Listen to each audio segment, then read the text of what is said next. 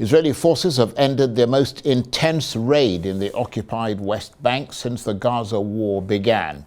As many as 1,400 Israeli reservists were mobilized during the raid on Jenin that began more than 48 hours ago. At least 11 Palestinians have been killed and more than 600 arrested over the last 3 days. More than 250 Palestinians, including 64 minors, have been killed in Israeli attacks in the occupied West Bank since October the 7th.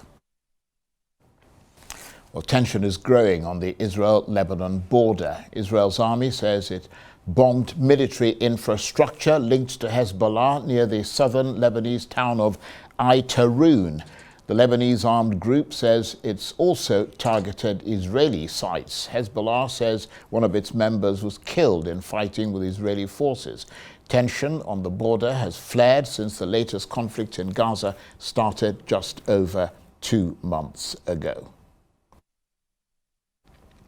For more on the conflicts, let's speak to Arise Middle East analyst Dr. Saul Zadka, who is monitoring developments from London. Good to see you, Dr. Zadka. Let's start with that news that Israel's war cabinet has blocked a planned visit to Qatar by the head of the country's foreign intelligence service, the head of Mossad, in fact.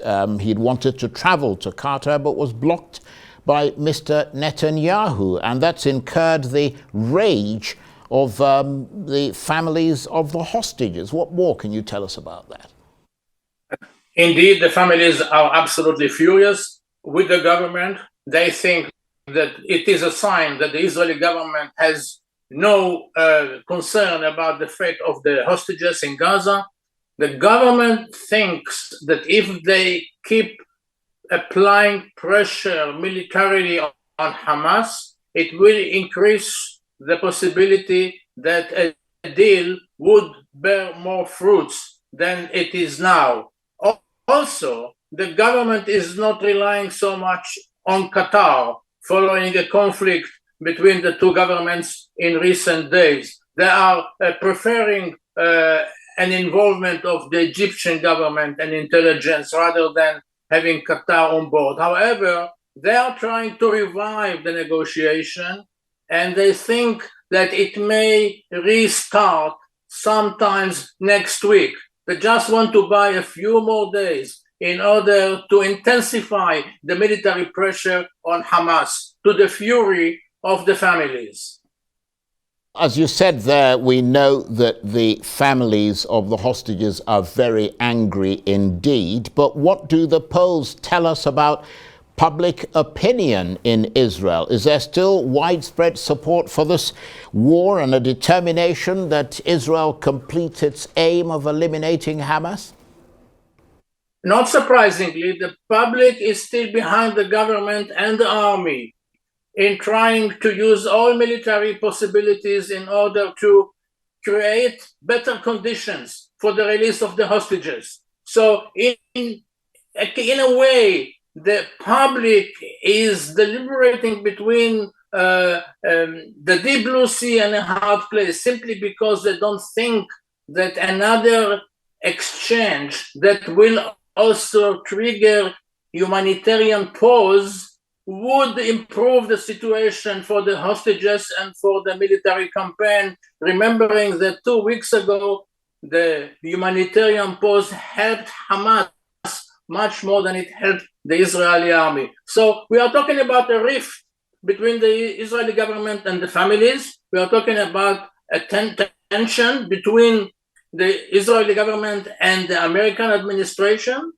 And to add to that mix, we also have to talk about a rift within Hamas leadership, between the military organization in Gaza and the Politburo, the political leadership that sits in Qatar. And to the best of my knowledge, the government of Qatar asked the Hamas delegation to leave Doha, following a statement by the leader of Hamas in Qatar that participated in a conference in Pakistan in which he asked the Pakistani government, a nuclear power, to drop a bomb on Israel.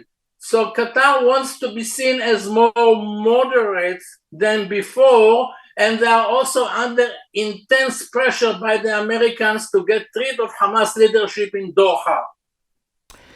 It sounds like an extraordinary model there, doesn't it? And of course, talking about complications, there are also the possibility of the conflict spreading. The US National Security Advisor Jake Sullivan in Israel, he arrived there from Saudi Arabia as part of a regional tour, and part of his trip was about looking at the risk of the conflict spreading, with tensions, as we heard earlier, along the Israeli-Lebanon border, etc. I mean, how high is that risk at this stage of the war?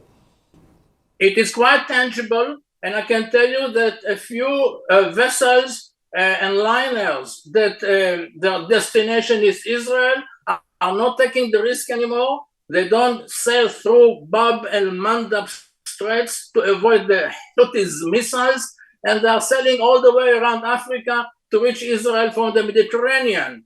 Not only that, the Iranian foreign minister, who was today in a conference in Qatar, said that there is a good chance that the war would expand to Lebanon and Yemen. At the same time, the Americans have completed the organization of the multi-force navies with 3 European countries as well, while an Israeli warship is on its way to Yemen. And all this is happening while the leader of the Iranian Revolutionary Guards says that Israel's existence, Israel's days are numbered. So we are all really gearing for the possibility of military confrontation in Yemen, in Lebanon, as well as in Syria and other locations, with the backing of Iran against Israel.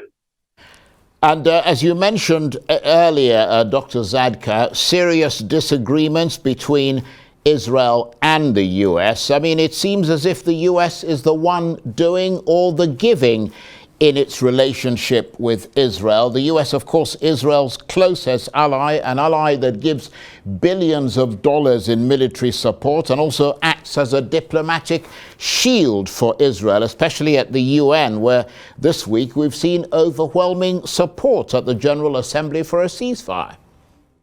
Not to speak, of course, about the American fleets on the Mediterranean, making sure that Iran would not get involved or would not encourage Hezbollah to join the fighting. However, the Americans seems to be creating a balanced policy. Maybe they are giving Israel tough love. At the same time, President Biden is criticizing Israel, and today the spokesman of the White House softened the criticizing by mentioning the fact that during the war in Iraq, the Americans in Fallujah and in Mosul inflicted more civilian casualties than the Israelis in Gaza. So it's all to do with the fact that the Americans would like to present itself to the world as a superpower that try to preserve a balanced policy towards all the protagonists in the Middle East in order to satisfy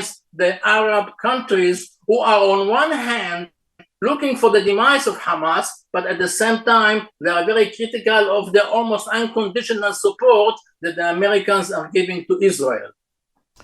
Very interesting indeed. Dr. Zadka, thank you ever so much. Dr. Saul Zadka is a RISE Middle East analyst. He was talking to me there from